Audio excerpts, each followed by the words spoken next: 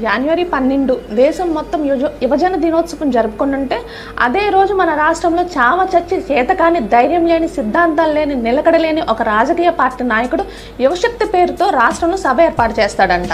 అసలు ఈ దత్తపుత్రుడు దేనికి ఆదర్శం? ఈ ప్యాకేజ్ స్టార్ ఎవరికి ఆదర్శం? కుటుంబ వ్యవస్థను అవహేళన చేస్తూ సర్దుబాటు అంటే తెలియకుండా 3 పెళ్లిళ్ళు చేసుకున్నందుక, తన అన్నగారు కష్టపడి పైకొచ్చి సంపాదిస్తుంటే ఇంటర్ ఫెయిల్ ఇంట్లో కూర్చున్నందుక, చంద్రబాబుకు ఊడిగం చేస్తున్నందుక, అమాయక యువతని మనల్ని ఎవడరా ఆపేది అని రెచ్చగొడుతున్నందుక, కుల రాజకీయాలు పోవాలని చెప్తూనే ఒక పక్కన కులం చూసి ఓట్లేయండి అని అడుక్కుంటున్నందుక, సామాజిక వర్గ ఓటర్ల ఆశను చంద్రబాబుకు తాకట్టు పెట్టినందుక, అభిమానుల కేసుల్లో ఇరికించినందుక, యువకుల జీవితాలతో ఆటలాడే కళ్యాణాలకు తప్ప దేనికి పనికిరాని కళ్యాణ్కి యువజన దినోత్సవం రోజున యువశక్తి అవసరమా? కనీసం నువ్వన్నా చెప్పు చంద్రబాబు.